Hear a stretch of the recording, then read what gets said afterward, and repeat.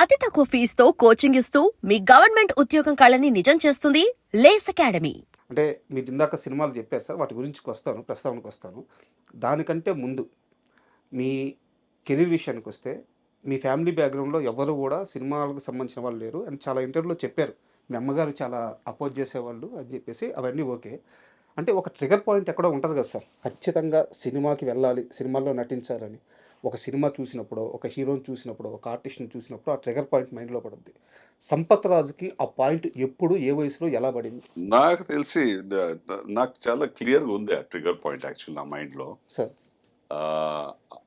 ఆ trigger point వచ్చి ఒక సినిమా దివార్ అని, అమితాబ్ బచ్చన్ సినిమా దివార్ అని. అండ్ అక్కడ ఒక ఎక్స్ట్రాడినరీ ఒక సీన్ ఉంటుంది, చాలా చాలా హిట్ అయిన ఒక సినిమా, ఆఫ్ కోర్స్ అందరికి తెలుసు. అండ్ ఒక పర్టికులర్ సీన్ బ్రదర్స్ మధ్య జరుగుతుంది. శశి కపూర్ మళ్ళీ అమితాబ్ బచ్చన్ అక్కడ ఒక కాన్ఫ్రంటేషన్ జరుగుతుంది. ఆ కాన్ఫ్రంటేషన్ టైంలో నీకు ఎక్కడో నాకు వచ్చి ఒక స్పార్క్ అయింది నా లోపల. మేబీ ఆ ఇంపాక్ట్ ఆయన ఇచ్చారు నాకు, ఆ సీన్ నాకు అలా ఇంపాక్ట్ అయింది, అది నేను చెప్పలేను. బట్ అక్కడెక్కడో నాకు నేను యాక్టర్ అవ్వాలి అని ఒక స్పార్క్ వచ్చింది. బట్ దాన్ని ఇంట్లో చెప్పడానికి నాకు చాలా భయం. ఎందుకంటే మా నాన్న ఓకే, బట్ మా అమ్మ వచ్చి అస్సలు ఒప్పుకోదని తెలుసు నాకు. సో ఆ స్పార్క్ని అలాగే లోపలే పెట్టుకొని నడుస్తూ వెళ్ళా. బట్ స్కూల్లో వచ్చి నేను థియేటర్, చిన్న చిన్న ప్లేస్ అని పార్టిసిపేట్ చేస్తే అది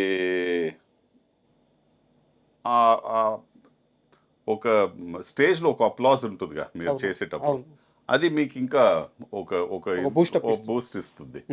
సో అలాంటి ఒక దీంట్లో నేను అప్పుడు షూర్ అయ్యాను, సరే నేను కెరియర్ చూస్ చేసుకుంటే ఇది చేసుకుంటానని. బట్ నేను అది కెరియర్గా చూస్ చేసుకోలే అప్పుడు.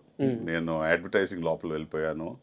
దాంట్లో ఒక 13-14 years దాంట్లో పని చేసిన తర్వాత ఒక రోజు సినిమా వచ్చింది. ఇప్పుడు కళమ్మ తల్లి అంటారు సార్, అంటే ఏ ఇండస్ట్రీ అయినా ఆ కళ ఒక మంచి నటుడిని వదిలిపెట్టదు. మీరు ఎటు వెళ్ళిపోయినా సరే లాగద్ది, తీసుకొచ్చుకుంటుంది. ఆ అమ్మ అంటే ఒక తల్లి బిడ్డనట్టయితే హక్కుని చేర్చుకుంటుందో, ఇంత గొప్ప నటుడిని ఏ ఇండస్ట్రీ కానీ సినిమా వదులుకోలేదు కదా, మీరు అలాగే మళ్ళీ తిరిగి వచ్చారు. Thank you.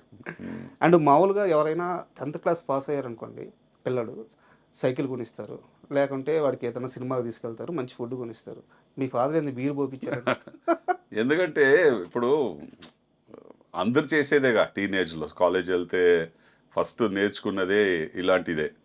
ఫ్రెండ్స్తో కలిసి కొంచెంమంది ఉంటారు అది చేయరు కాలేజెస్లో. బట్ ప్రిడామినెంట్లీ జనరల్గా చూస్తే పర్సంటేజ్ ఇలాంటి సిగరెట్లు కానీ బియర్లు కానీ ట్రై చేస్తారు. నా నాన్నగారు లాజిక్ ఏముందంటే, నువ్వు ఇది ఎలాగో చేస్తావు, నువ్వు దాన్ని బాధపడకుండా ఎక్కడో చోట్లో అలా దాచుకొని చేయాల్సిన నీకు ఇది అవసరం పడదు. నేను నీకు ఆఫర్ చేస్తున్నా, బట్ దీన్ని నువ్వు ఎలా కంట్రోల్లో చేస్తావు అది నీ మీద ఉంది. నేను నీకు సలహా ఇవ్వచ్చు, నేను నీకు ఒక డైరెక్షన్ ఇవ్వచ్చు, బట్ దాన్ని నువ్వు నీ లైఫ్లో అప్లై చేసుకుంటే అది నీకు బాగుంటుంది. సో నేను ఇప్పటి నుంచి నిన్ను ఒక ఫ్రెండ్ లాగా చూసుకుంటా, అండ్ నువ్వు నాతో అన్నీ షేర్ చేయవచ్చు, అన్నీ మాట్లాడవచ్చు. సో నువ్వు నెక్స్ట్ స్టేజ్లో నా జీవితంలో వచ్చావు అని చెప్పి నాకు బియర్ ఇస్తున్నారు. ఆ రోజు ఈవినింగ్ మా అమ్మ చెప్పింది, జనరల్గా లైఫ్లో వచ్చి అందరూ బయట వెళ్ళి చెడిపోతారు, ఈ ఇంట్లో వచ్చి నాన్న వచ్చి తన బిడ్డల్ని అతన్నే చెడగొడుతున్నాడు. బట్ నాకు నన్ను అడిగితే ఈరోజు మీరు యాక్చువల్లీ నాకు ఒక ఎక్స్ట్రాడినరీ ఒక ఎక్స్పీరియన్స్ దొరికింది అప్పుడు. ఎందుకంటే నేను ఏది దాచిపెట్టలే మా పేరెంట్స్తో. అండ్ నాకు వచ్చి ఎక్కడైనా వెళ్ళి ఊరు వదిలేసి ఎక్కడైనా పార్టీ చేసుకోవాలి అలాంటి ఒక మైండ్ సెట్ రాలే. ఎందుకంటే నాకు ఫ్రీడమ్ అంత ఉండింది. సో నేను ఆ ఫ్రీడమ్ని ఎప్పుడు మిస్యూజ్ చేయలే. నేను ఆ సేమ్ ఫ్రీడమ్ని నా కూతురికి ఇచ్చా. సూపర్. అంతే. అది నేను నేర్చుకున్న పెద్ద ఒక లెసన్ లైఫ్లో. మీరు నేర్చుకున్నది కాదు, మీ నాన్నగారు నేర్పించింది. అదే నేర్పించింది, నేను నేర్చుకున్నా. అంత గొప్ప ఫాదర్ దొరకడం అదృష్టం కదా. అవును, 100%. అండ్ మీ ఫస్ట్ మూవీకి వచ్చేసలేకే ఏదో కన్నడ సినిమాకి ఆడిషన్ ఇవ్వడానికి వెళ్ళాను అని చెప్పారు. అండ్ ఆ టైంలో అంటే మీరు ఇదివరకు ఒక ఇంటర్వ్యూలో చెప్పిందే నేను అడుగుతున్నాను. ఆ టైంలో డివోర్స్ కొంచెం అవును. ఇబ్బంది పడి కళ్ళంతా లోపలికెళ్ళిపోయి చాలా బాధపడుతున్నాను. వాళ్ళకి అలాంటి క్యారెక్టరే ఒక కావాల్సొచ్చింది. నాకు ఛాన్స్ 13, ఇచ్చారు. 14 కేజీస్ తగ్గాను నేనప్పుడు హ్మ్. ఈ ప్రాసెస్‌లో. సో, సో, వాళ్ళు వెతుకుతున్న క్యారెక్టర్ అలాంటి క్యారెక్టర్ కావాల్సని వెతుకుతున్నారండి. సార్ అంటే ఇక్కడ నా క్వెషన్ ఏందంటే, మీరు చాలా ఇంటర్వ్యూలో చెప్తూ మీ డివోర్స్ ప్రాసెస్ అనేది చాలా స్మూత్‌గా జరిగిపోయిందని చెప్పారనమాట.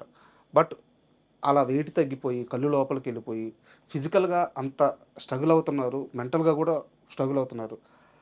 డివోర్స్ ఇష్యూ స్మూత్‌గా క్లోజ్ అయినప్పుడు మీరు దేనివల్ల అంతలా బాధపడ్డారు? నాకది వద్దని చెప్పి నేను దాన్ని నేను డివోర్స్ ఎలా హ్యాండిల్ చేయాలని తెలియకుండా నేను బాధపడింది. హ్మ్. ఎందుకంటే ఇప్పుడు మీరు దాన్ని వెనక్కి చూస్తే నేనంత ఒక స్ట్రెయిన్ తీసుకొని నాకు భయం ఏముండిందంటే నాకు ఒక కూతురుంది. తనకు ఫ్యూచర్ ఏమవుద్ది? హ్మ్. తన ఇప్పుడు 15, 20 సంవత్సరాల తర్వాత అడిగే క్వెషన్స్‌కి ఎలా నేను దానికి దానికి ఆన్సర్స్ ఇస్తానని ఒక బాధ అప్పుడు ఉండింది. సార్. బట్ లేటర్ స్టేజెస్ అందుకే నేను అంత అంత దాన్ని చాలా పర్సనల్‌గా తీసుకున్నా. హ్మ్. అంత పర్సనల్‌గా తీసుకోవడానికి నాకు తెలిసి ఈరోజు మీరు అడిగితే అది అంత పర్సనల్‌గా తీసుకోవడానికి ఏంటి పెద్ద గొప్ప విషయం కాదు. ఓకే. యెస్, మనకి ఆహ్, మన సెపరేషన్ వచ్చి ఇద్దరు మనకి ఒకరికొకరు నచ్చలేదని లేదు. హ్మ్. మన 2 డిఫరెంట్ పీపుల్. మనకి మన డే టు డే లైఫ్‌లో హ్మ్, ఎన్నో ఒక సిట్యుయేషన్స్‌లో మనం కలిసి ఆలోచిస్తే ప్రాక్టికల్‌గా మనం వెళ్ళలేము. అప్పుడు ద బెస్ట్ సొల్యూషన్ ఇస్ మీరు మీ మీ లైఫ్‌ని డైరెక్ట్ మీరు ఎలా కావాలో అలా వెళ్ళడం. అలా వెళ్ళిపోతే బెటరు. హ్మ్. హ్మ్. అది నేను ఈరోజు అందరికి చెప్తా. హ్మ్. ఎందుకంటే నేను చెప్పేది మీరందరూ డివోర్స్ తీసుకోవాలని చెప్పట్లేదు. బట్ నేను ఏం చెప్పేదంటే త్వరగా చిన్న వయసులో పెళ్లి చేసుకోకండి అని చెప్తా. సరే. ఎందుకంటే మెచ్యూరిటీ ఉండదు. సరే. ఇంకోటేంటే మీరు ఎప్పుడు 30, 35 సంవత్సరాలు వస్తారో హ్మ్. మీ థాట్ ప్రాసెస్ 20 చేంజ్ అవుతాయి. సంవత్సరాలు ఉన్నప్పుడు 35 సంవత్సరాలు కాదు 30 సంవత్సరాలు ఉన్నది థాట్ ప్రాసెస్ మారుంటది. సార్. మీ అవుట్‌లుక్ మారుంటది. సో, ఒక ప్రాక్టికల్‌గా ఒక 5, 7 ఇయర్స్ ఆఫ్ వర్క్ ఎక్స్‌పీరియన్స్ ఉండి లైఫ్ చూసి కొంచెం సార్. తర్వాత మీరు ఏదైనా ఒక పార్ట్నర్ చేసుకొని పెళ్లి చేసుకుంటే అది బెటర్ ఉంటుంది. నాట్ ఎట్ 21, 22, 23 అది చాలా చిన్న వయసు అది. చాలా ఇంటర్వ్యూలో దాచిపెట్టి చెప్పారు గానీ, ఆ పెళ్లి చేసుకుంది మీరే గదా! లవ్ మ్యారేజే గదా అది. లవ్ మ్యారేజ్ అని చెప్పలేను నేను. ఆఫ్‌కోర్స్ చూసాం మనం. హ్మ్. అండ్ మా బ్రదర్ ఆఫీస్‌లో పనిచేసే అవును. అమ్మ. అండ్ వాళ్ళు ఫార్మల్‌గా నేను ఇమ్మీడియేట్‌గా చెప్పాను. ఇది మనం పెళ్లి చేసుకోవాలంటే ఇమ్మీడియేట్‌గా మీ మీ మదర్, ఫాదర్‌ని నేను కలుస్తాను. మా మా అమ్మ, నాన్నని వచ్చి మీరు కలవండి అని చెప్పి ఫార్మల్‌గానే చేసాం. హ్మ్. ఎందుకంటే ఆహ్, ఇప్పుడు చేసుకోవాలని డిసైడ్ అయిపోయాం. మళ్ళీ ఎందుకు తిరగడం? చేసుకోవచ్చుగా. అదే ప్రాక్టికల్‌గా చేసేది. బట్ నేను కొంచెం పొరపాటు పట్టాను. కొంచెం ఎర్లీ చేసేసుకున్నాం. సార్ అంటే యాక్చువల్‌గా ఒక 200 సినిమాలు చేసుంటారు సార్. హ్మ్. 200 సినిమాలు చేసిన నటునికి అంటే ఈరోజు మీరు చాలా రేరు. నాలాంటి ఒక వ్యక్తి మీ ముందు కూర్చొని మాట్లాడడం అంటే ఒక 10 మందికి దొరికే అవకాశం ఇది. సో, ఈ జర్నీలో నేను మీ విడాకులు ఎలా జరిగింది, ఇలాంటివన్నీ నేను మాట్లాడకూడదని ముందే ఫిక్స్ అయ్యాను. కాకపోతే ఇక్కడ ఒక సమస్య ఏమైందంటే, మీ జీవితం మొత్తం గూడా మీ పాప చుట్టూ తిరిగింది. అవును. సో, మీ పాపని మిమ్మల్ని కలిపి ఆ బాండింగ్ గురించి అడగాలంటే ఈ టాపిక్ తీసుకురావాల్సొస్తుంది. అందువల్లే ఇంకొక 2, 3 క్వెషన్స్ సార్. నేను దీన్ని క్లోజ్ చేసేస్తాను. డివోర్స్ అయిపోయినాయి. పాపది నా బాధ్యత అన్నారు. మీరు అడిగే ముందు ఒకటి చెప్పేస్తా. సార్ డివోర్స్ వచ్చి క్రైమ్ కాదు. లేదు. సో, తప్పదు. అడగొచ్చు. అంటే మీ జర్నీ ఉంది కదా సార్. మాకది ముఖ్యం గదా! కరెక్ట్. మీ కరెక్ట్. సక్సెస్ గాని, మీరు సాధించినవి గాని అది ముఖ్యం గదా! అంటే డివోర్స్ అయిపోయిన తర్వాత 5 ఏళ్ల పాప మీ దగ్గర ఉంది. ఈరోజు పాపని వేరే లెవెల్‌లో ఆస్ట్రేలియాలోనో ఎక్కడో సెటిల్ చేశారు. ఈ మొత్తం ప్రయాణంలో మీ ఇద్దరి మధ్య ఏదో ఒక రోజు, ఏదో ఒక సందర్భంలో చాలా ఎమోషనల్‌గా ఒక ఇన్సిడెంట్ జరిగుంటది. ఇద్దరు బాధపడిందో, లేకపోతే ఒక బాధ నుంచి బయటకొచ్చి సంతోషం పొందిందో ఒక మూమెంట్ ఉంటది. హ్మ్. నా కూతురుతో నాకు ఇది గొప్ప మూమెంట్ రాజా అని మీరు చెప్పగలిగే మూమెంట్ ఏది? ఆహ్, ఓకే. నేను చెప్తా. ఇమ్మీడియేట్‌గా నా మైండ్‌లో వచ్చేది అంటే ఆహ్, మా అమ్మ చనిపోయింది. సార్. నేనెళ్తున్నా బెంగుళూరుకి. అండ్ ఇప్పుడు నా కూతురొచ్చి బోర్డింగ్ స్కూల్‌లో ఉంది.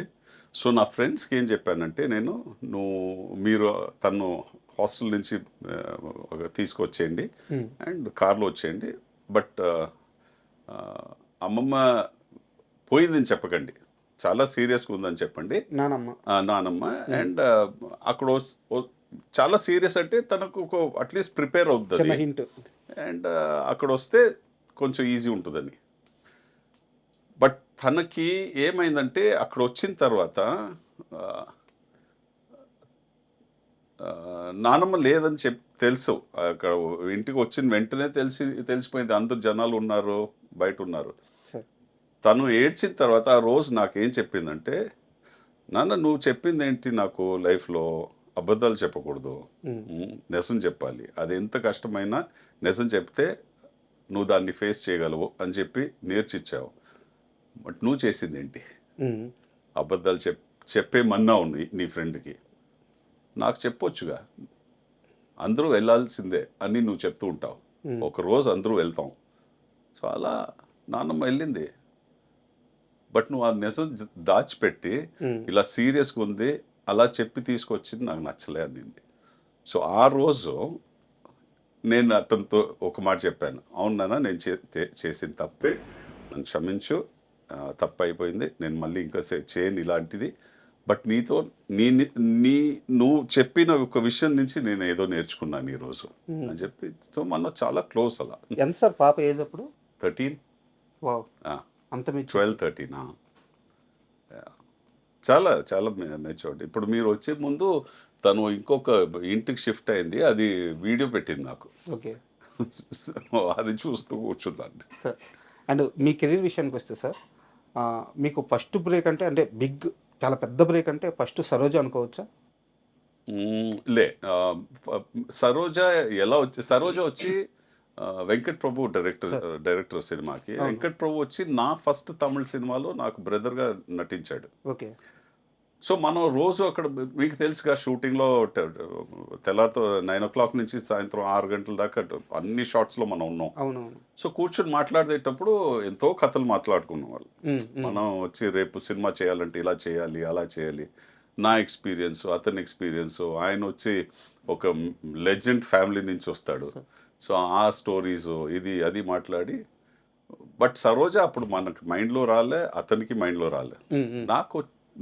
నాకు తెలిసి నాకు వచ్చిన ఒక బ్రేక్ ఏది అంటే తామరబర్ణి అనే ఒక సినిమా, విశాల్తో చేసిన సినిమా, మన హరి గారు డైరెక్ట్ చేసిన సినిమా, సింఘం అని చేశారుగా ఆ డైరెక్టర్ చేసిన సినిమా, అది ఒక రికగ్నిషన్ ఇచ్చింది. బట్ సరోజ వచ్చి నన్ను నెక్స్ట్ స్టేజ్కి తీసుకెళ్ళింది సినిమాలో. అంటే సారీ టు ఇంటరప్ట్ యు, మీరు ఏమనుకుంటున్నారంటే నేను దమ్ముతో తెలుగులోకి వచ్చాను లేకపోతే మిర్చితో ఇక్కడ స్టార్డమ్ వచ్చింది అనుకుంటున్నారు. ఒక 90s కిడ్స్ అని చెప్పి ఒక బ్యాచ్ ఉంటుంది సార్, మీరందరూ వాళ్ళకి ఎక్కడ పరిచయం తెలుసా? సరోజ సినిమాలో నిఖితా గారి సాంగ్ ఉంటుంది కదా, ఆ సాంగ్ 90s కిడ్స్ కి చాలా పర్సనల్. అవును అవును అవును తెలుసు సో తెలుసు. మిమ్మల్ని అక్కడే చూసారు అందరూ. అవును అవును అవును, అది నేను ఒప్పుకుంటా sir. And for more videos, Please subscribe to iDream. Please subscribe to iDream. Please subscribe iDream. And please subscribe to iDream. For more videos, subscribe to iDream. please like, share and subscribe to the channel. Congratulations, iDream. Subscribe to iDream. Subscribe to iDream. So subscribe to iDream Media. iDream team andarki huge congratulations. Please subscribe iDream Media. Please subscribe to iDream. Subscribe iDream. Please subscribe to iDream. iDream అంటే నా కళల ఛానల్ను subscribe చేసుకున్న నోరు తిరుగుతలేదు, మీరైతే గంట గుర్తు కొట్టండి. For more such videos, please subscribe to iDream. Subscribe to iDream. Please subscribe to iDream. Please subscribe iDream Media. Please do subscribe to iDream. Please subscribe to iDream Media. For best entertainment and information, please subscribe iDream. And don't forget to subscribe to iDream.